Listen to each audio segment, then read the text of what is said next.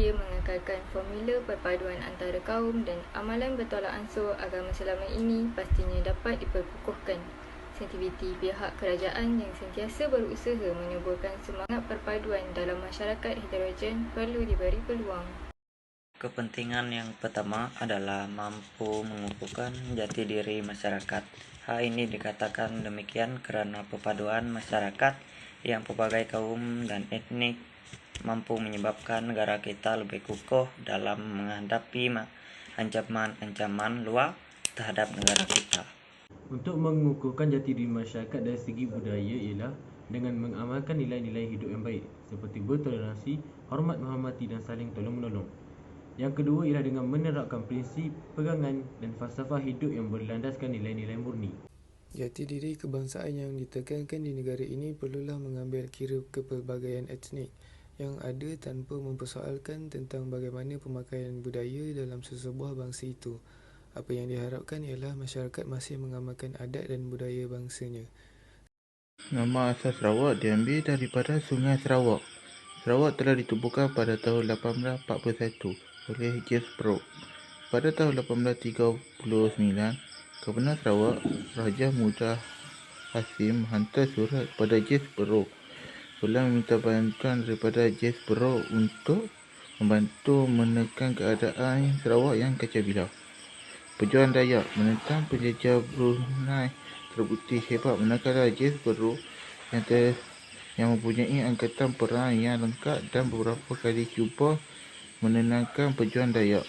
Sebagai balasan, James Brooke dilantik menjadi Gubernur Sarawak pada 24 September 1841 dan seterusnya Raja pada 18 Ogos pada tahun berikutnya.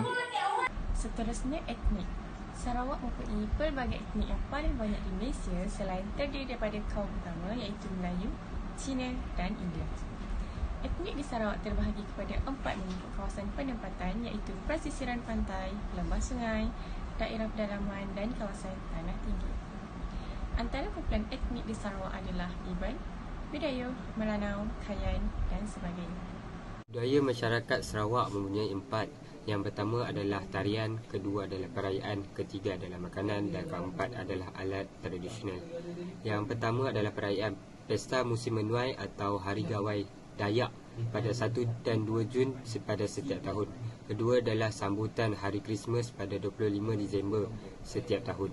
Kedua adalah alat tradisional iaitu sapeh. Yang ketiga adalah makanan iaitu laksa Sarawak, ayam pasuh, kek lapis Sarawak, mi kolok dan sagu. Tarian mempunyai 9 iaitu induk, berbenuh, lesung, semain, bermayah, buah kumbu, kuta, ngalu tamai dan ngemai antu pala.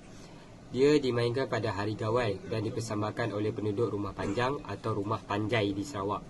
Musim menuai selalunya mempunyai aktiviti Kumang Gawai, dikenali pertandingan Ratu Cantik yang disertai oleh gadis Iban Sarawak. Persoalan, pembangunan negara kembang pesat dari segi sektor industri. Industri Perancis Malaysia mencapai kemajuan yang ketara dengan menjadi antara sektor yang berkembang pesat di negara ini. Kata Perbadanan Pembangunan Perdagangan Luar Malaysia dalam satu kenyataan berkata lebih banyak produk dan perkhidmatan dapat dipasarkan ke peringkat antarabangsa melalui syarikat Perancis Malaysia di luar negara dan ia akan menyumbangkan kepada pertumbuhan ekspor negara serta meningkatkan kehadiran jenama di Malaysia. Pembangunan negara berkembang akan memberikan kesan yang positif sebagai contoh kemajuan pendidikan. Apa yang dimaksudkan dengan kemajuan pendidikan adalah pelajar dahulu menggunakan buku sebagai pembelajaran, tapi pelajar pada masa kini boleh menggunakan gadget dan sebagainya untuk pembelajaran. Kesimpulannya, jelaslah bahawa pembangunan negara akan berkembang pesat merupakan salah satu kepentingan perpaduan dalam kalangan rakyat Malaysia. Jika semua rakyat berganding bahu menggunakan konsep pepatah, ibarat ke bukit sama didaki, ke lurah sama dituruni. Dengan izin Tuhan, perkara ini dapat dijayakan dengan cemerlang dan direalisasikan lebih awal daripada sangkaan. Sudah terang lagikan bersuluh, pembangunan di Malaysia akan terus maju dari masa ke masa sekiranya perpaduan yang erat dapat dipupuk dalam kalangan rakyat Malaysia. Intinya, semangat perpaduan di negara kita hendaklah dipertahankan oleh semua rakyat demi negara yang tercinta dan dapat menyambut objektif negara impian.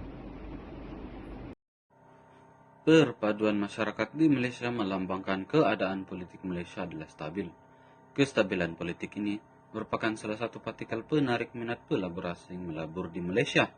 Perpaduan yang terjalin akan membentuk sebuah haluan yang mampu melancarkan dan mengembangkan pelbagai sektor termasuklah sektor ekonomi. Hal ini demikian kerana kestabilan politik mampu mengelakkan atau mengurangkan risiko kerugian kepada pelabur asing. Selain itu, perpaduan kaum secara tidak langsung dapat mengukuhkan lagi kestabilan ekonomi negara kita.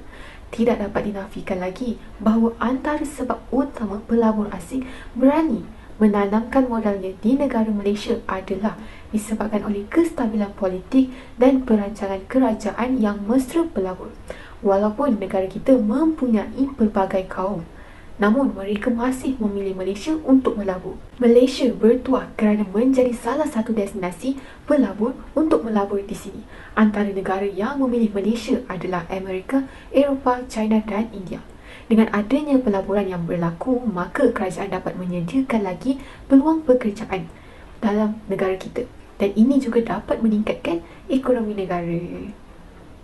Selain itu, cara untuk meningkatkan keyakinan para pelabur untuk melabur negara kita adalah dengan cara meningkatkan jumlah barangan ekspor ke dalam negara serta menggalakkan pergantian barangan import ke dalam negara. Dengan ini dapat menarik minat para pelabur untuk terus melabur di negara kita. Selain itu juga MIT iaitu Kementerian Perdagangan Antarabangsa dan Industri telah menubuhkan ataupun telah menubuhkan OSC iaitu One Stop Center sebagai salah satu cara pendekatan untuk memudahkan kemasukan para peniaga untuk melabur negara kita ini dengan lebih mudah.